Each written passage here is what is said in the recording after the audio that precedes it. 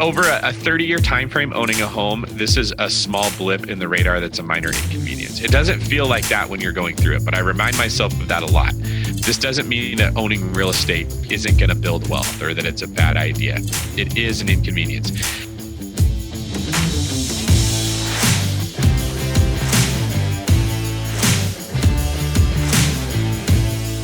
How do most agents who don't have access to the secrets that the top agents in our industry hoard to themselves grow and prosper in today's real estate environment?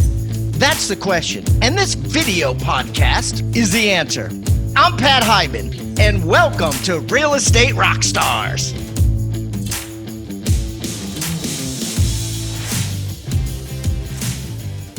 Real Estate Rockstars, this is Aaron Amuchastegui. Hey, you guys have been asking for me to get this guy back on here. You know, it was just maybe a month or two ago, he made some pretty bold predictions, and now a lot of our State of the Market news has said that back. So good friend of mine, David Greene, back on the podcast. You know, David is also, he's one of the co-hosts of the BiggerPockets podcast, the biggest, real estate investing podcast out there. We like to say we are the biggest podcast out there for real estate agents, but we know BiggerPockets is the biggest one out there for investors, and also a good friend of mine. David, how's it going?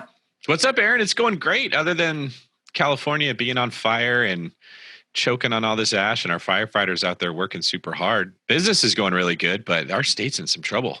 Yeah, no one is saying defund the firefighters right now. I mean, they are working so freaking hard.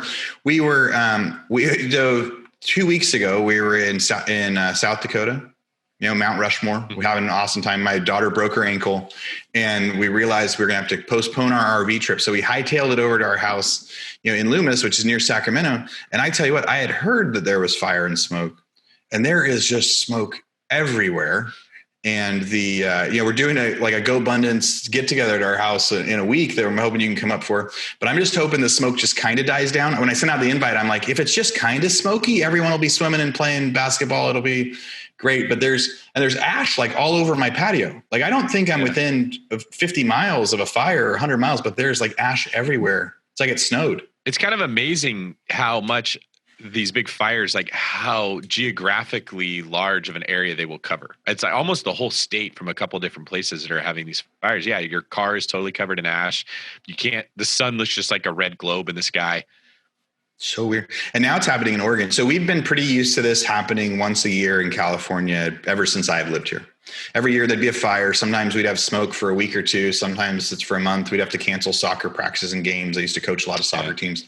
But right now they also have them in Oregon, and Oregon hasn't really seen that much before. And so it's like, I'm sure we're getting a little extra smoke. So what city are you at out in the Bay Area? I live in Discovery Bay. My real estate office is in Brentwood, and I represent clients from the South Bay, Silicon Valley, to the East Bay, to San Francisco, and then up in your area in Sacramento. Yeah, I've met some of your team members over here and seen a bunch of the kind of the marketing and some of the get-togethers that you guys have done up here.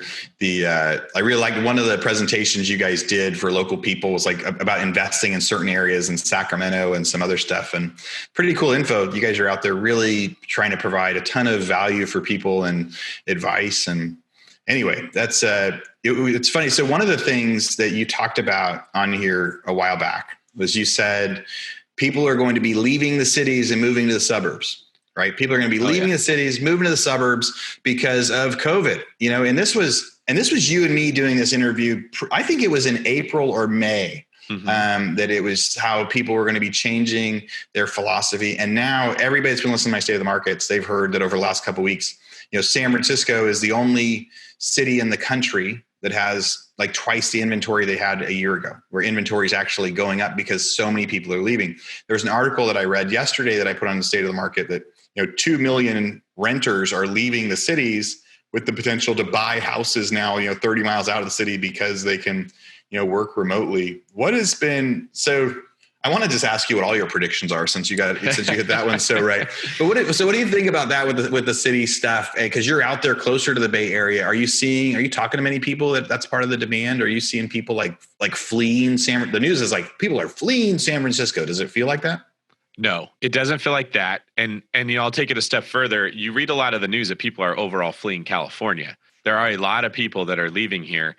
And in spite of that, this is the hottest market I've ever seen. I hear a lot of buyers that say, "Hey, David, everyone's leaving California. Do you think I should wait and not buy?" And I'll say it would help us because it'll just put more listings on the market that we desperately need. And now they're not buyers that are also competing for the other listings. They're buying in another state.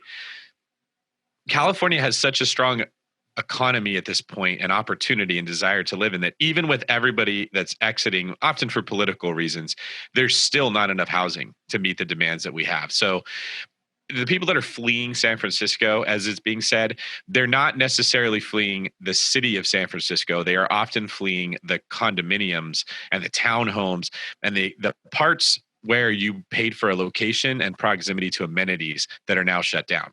We've been shut down for so long that all the restaurants are closed, all the bars are closed, all the clubs are closed. The things that people wanted to have proximity to in San Francisco aren't there.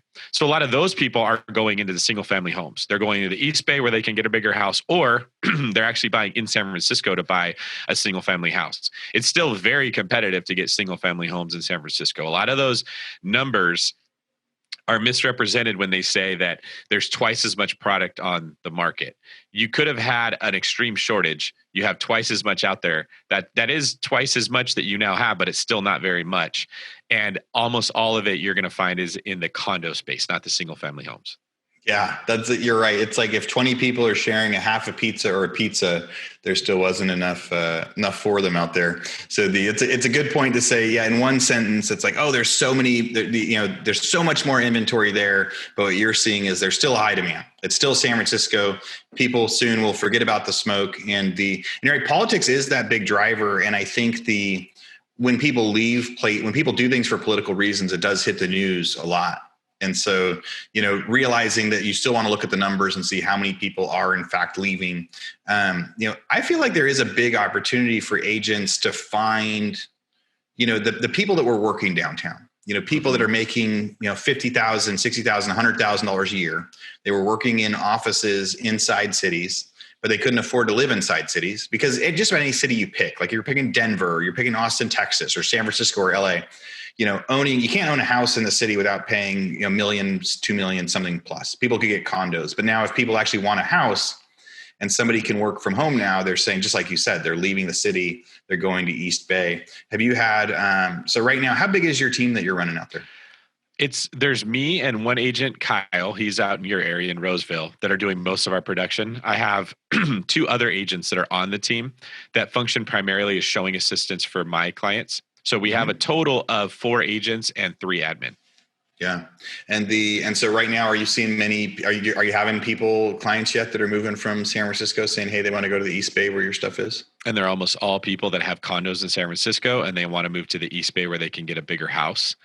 I've noticed that, like, for agents that want to generate business, most of them have been geared towards thinking I have to buy a lead from somewhere else. And part of what I don't like about that model is that the phrase lead is used so liberally. Not everything that's called a lead is a lead. Like if you said, hey, David, I have a lead for you, what I'm expecting you to say is, my buddy Frank needs to sell his house. I told him to use you. Give him a call.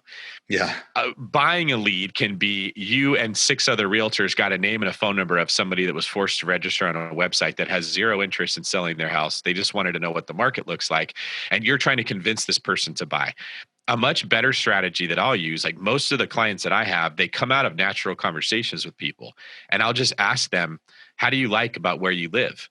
And they'll tell you, I hate it. Everything's shut down. I'm cramped up in this tiny space. I wish that I wouldn't have bought this condo. Or, I really like my house, but I really don't like the area. The commute is way worse than what I thought. And my house has gone up $70,000, but this commute to work is killing me.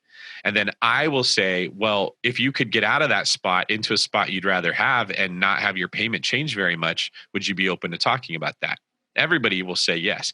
And your ability to tell a story or really paint a picture of what it could look like to get out of a spot they don't like and into a spot they do is a wildly important skill to develop as a real estate agent. You're basically in that conversation giving them permission to sell their house and go buy another one and probably picking up both sides. And so many people get stuck on this buy a lead. call a FSBO, call an expired, right? Just take the same path that every other agent has been told to take, that they're missing out on opportunities that they could be helping their aunts, their cousins, their sisters, their friends who don't like where they're living or don't like the house that they're living in or just want to save money. Maybe they want a house hack that's going right over their heads. They're missing those shots. Rockstar Nation, this is Aaron Amuchastegui. Hey, I hate to interrupt the current podcast that you're listening to, but I am so excited to share this with you. I just finished interviewing the original host of this podcast, my good friend, Pat Hyben. I got to talk to Pat about how he started his real estate career and a whole bunch of tips and tactics that he used to be successful. So if you haven't listened to it yet, go check out State of the Market number 49. On there, I get to talk to Pat about all those different things. And in there too, he talked a lot about his 6 Steps for 7 Figures book and training program that he built over the last couple of years. And I realized I haven't done a good enough job of reminding all of you lately about all of the resources that we've built for you out there. So if you want to check out Pat's course, we've got like a 3-minute summary video when you go to it. It includes so many easy to follow tips that you can follow on it like a day-to-day basis. You get email reminders, all sorts of different things that come with that course. You find that you go to rebusuniversity.com, REBUS, rebusuniversity.com. Look at courses. You can find the 6 Steps for 7 Figures book. And really, there's a whole bunch of other courses in there too. Our normal prices used to be $1,500 or $2,000 a course. These are real deal professional courses. But now during quarantine, a lot of them are priced down to like $90, $95. So we've slashed the prices because we know right now is a time for everybody to be focusing on growth and education, especially while they're feeling like they don't have as much to do.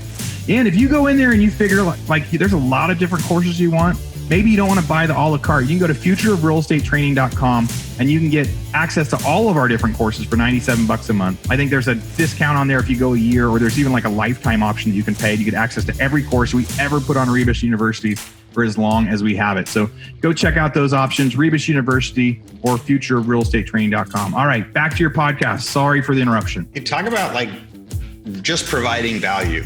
Just very simply providing value, being able to have a conversation with somebody and say, hey, how's everything going? How do you like your house? Mm-hmm. And especially with people that are in the cities where everything, because in a lot of cities, I mean, we've been through a lot of states now, and even in the states where there's very little shutdowns happening in the most dense cities, there still is, right? And so if you're talking to people in the cities, probably throughout a lot of the US, a lot of stuff is shut down. And as you just get 20 miles outside, restaurants are open and bars are, things are functioning.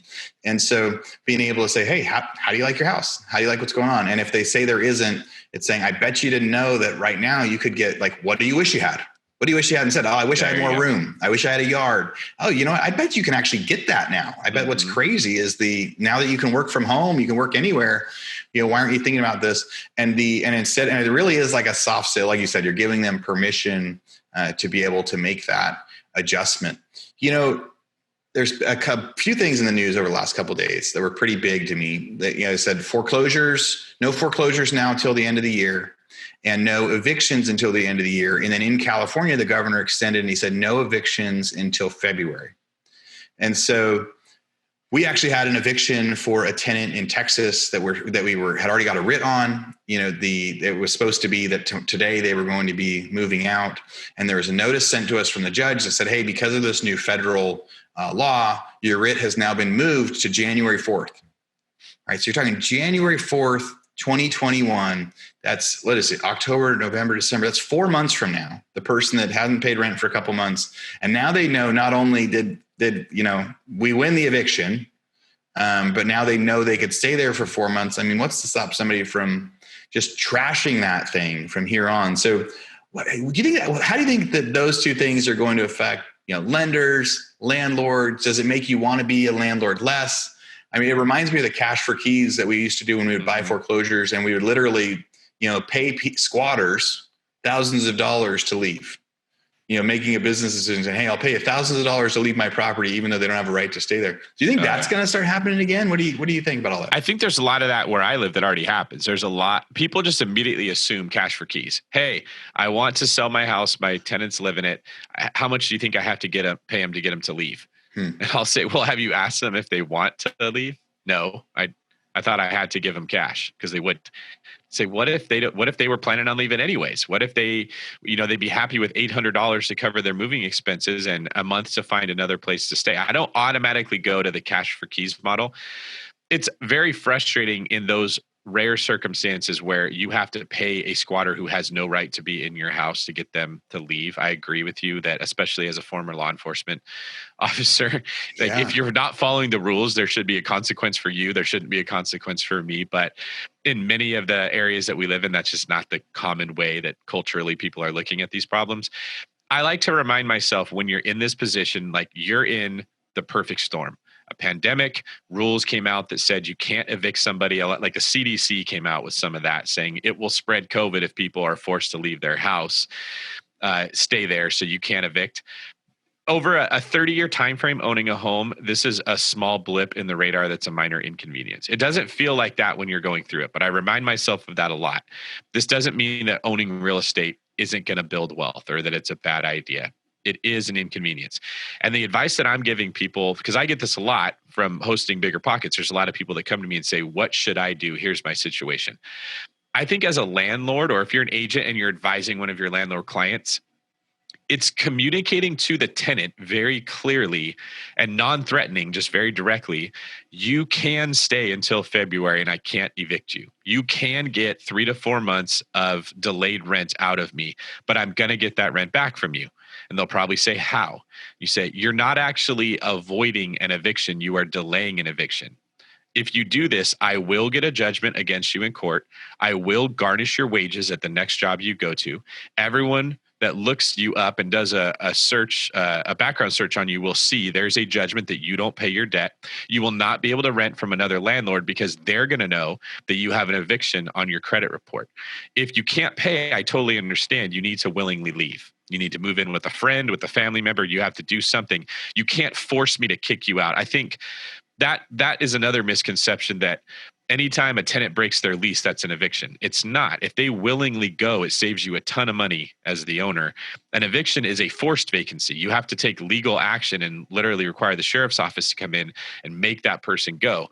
And if tenants are hearing on the news, you're a victim, these greedy landlords are making you pay, you don't have to leave, many of them assume that means there are no consequences for forcing an eviction. I advise landlords, tell them it's just 3 to 4 months of, interest-free living here, but the bill is going to come due. You will get an eviction on your record. You will still have to pay that money. You're not actually avoiding this. Let's work together so that I don't have to put an eviction on your record. You can now rent from someone else at some point, and I don't have to go through this really cumbersome process and expensive process of an eviction. I think if more of us could communicate that better, you would see less tenants that were actually forcing the hand of the landlord. Yeah, I think that it's great advice right now, because it's something to remember. As laws happen, it's really easy to start to feel powerless. As I had interviewed an agent this week that they had shut down, real estate in his city, but he had just bought another office. And he was like, I couldn't shut down, 2 weeks after I bought another office. We had to keep going. And so he said, we found ways to do it and ways to market and ways to, within guidelines. He said, we walked the line a little bit.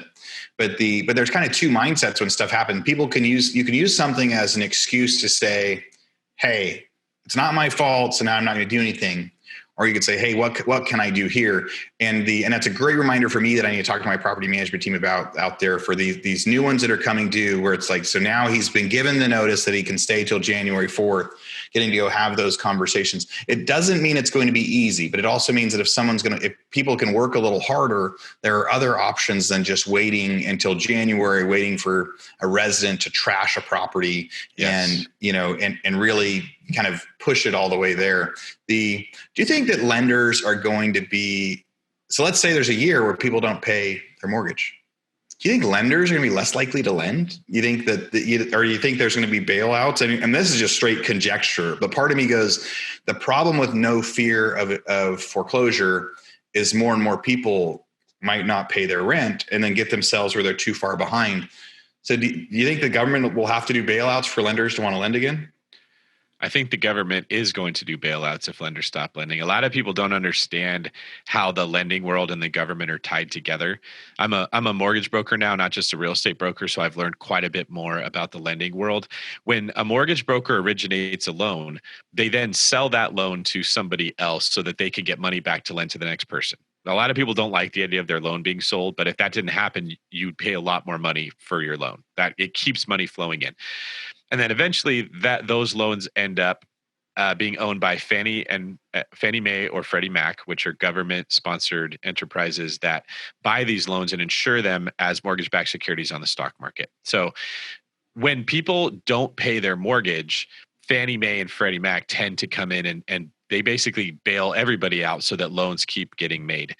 I think that if we see something that really disrupts the typical lending industry, like a lot of foreclosures that all happen again, Fannie Mae and Freddie Mac will tweak their guidelines. And every mortgage broker that originates a loan does it to those guidelines because that's who's ultimately going to be buying the property. So I can see scenarios where your type of occupation is given a rating, like how risky it is. So if you work in for a company like Tesla, maybe you're considered less risky. Whereas if you work for the post office, where we're hearing all this talk that they may get rid of it, you're considered more risky. And so it's not just your credit score, but your occupation's actually given a rating, as we see like, well, this industry is severely affected by a government shutdown. This one's not. So for these people, they can get a better score. Or for these people, they have to have a higher down payment if they work in an industry that's riskier for the lender. I don't think that will happen on its own. I think like most things will react and respond when something goes wrong. It's not till something goes wrong that everyone says, okay, how do we stop this from happening? And they come up with a new plan. That's something I would expect to see. It's hard for me to see lenders actually saying you can't put 3% down anymore or 5% down. You have to put down more. Just because the government is now tied to the lending industry and they would look at that like discriminatory. Oh, you're saying these people can't buy a house just because they don't have 20%. That's discriminating against a certain people group. So because those two worlds are tied together, I don't think that's likely to happen.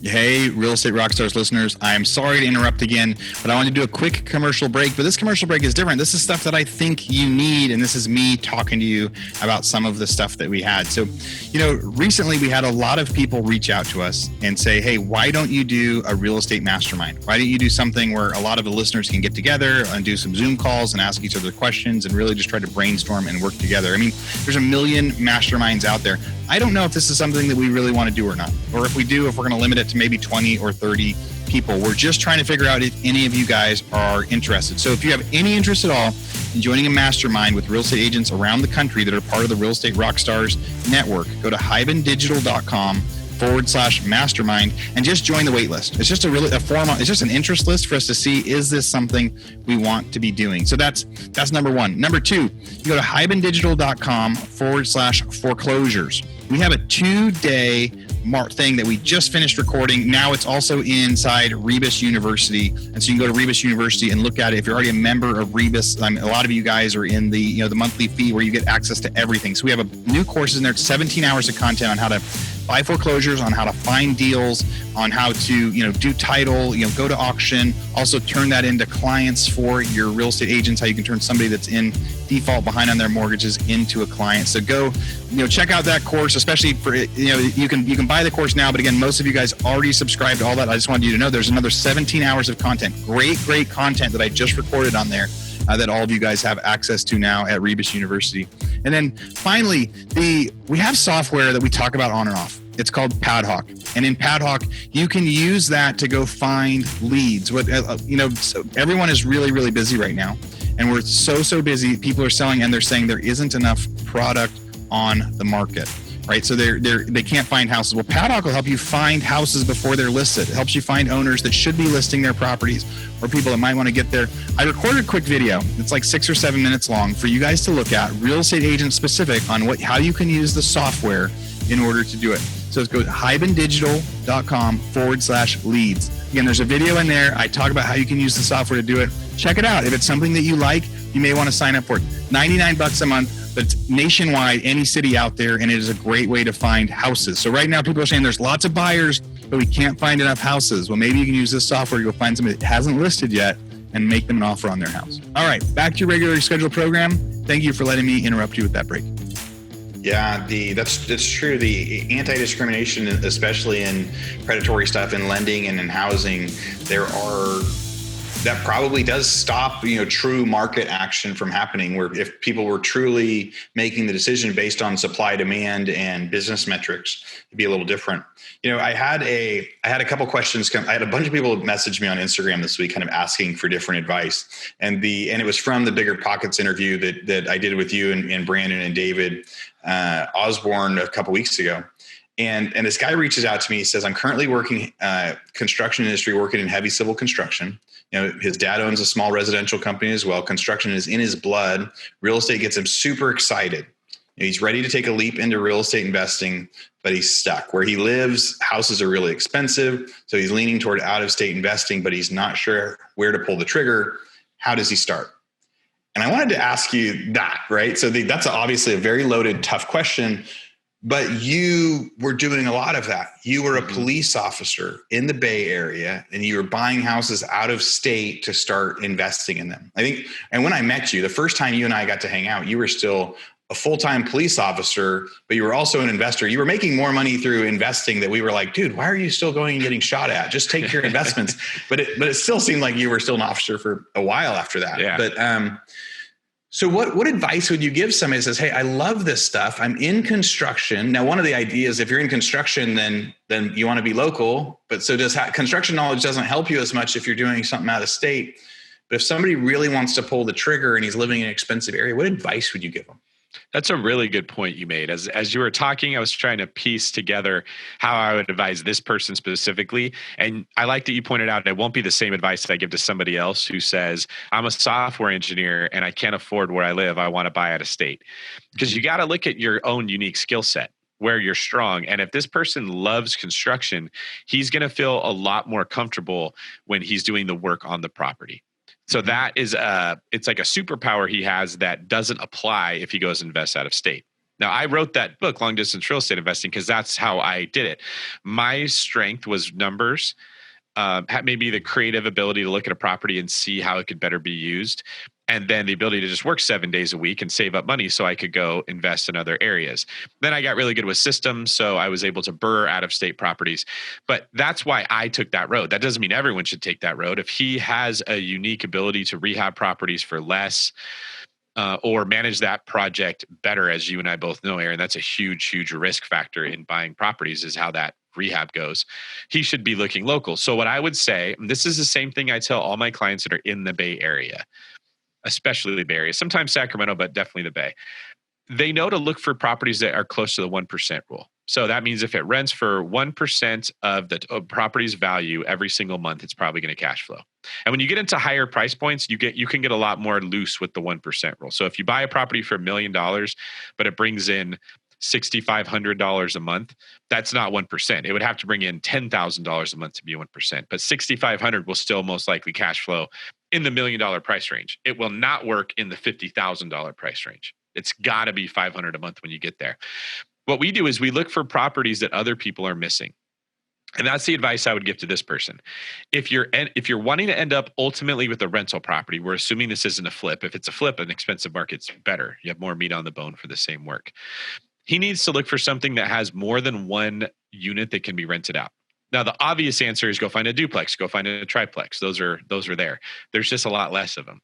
So what we do is we look for houses with basements that need to be finished, with ADUs that are not being used right now, with unpermitted square footage that was added that was done safely, but it's not included on the tax record. So the agent advertises the house as 1,300 square feet, but really it's 2,100 square feet. That this contractor who understands the permit process, who understands the construction process, can buy this 2,100 square foot house, make that unused square footage a part of the actual tax assessor square footage, and they can sell it for more, or maybe convert the unused square footage into a separate unit, run plumbing, run the electrical, put up some drywall, turn that into what's basically function as two different units that can now be rented out and still cash flow. You can easily do that in an expensive market if you have an eye and you know what you're looking for.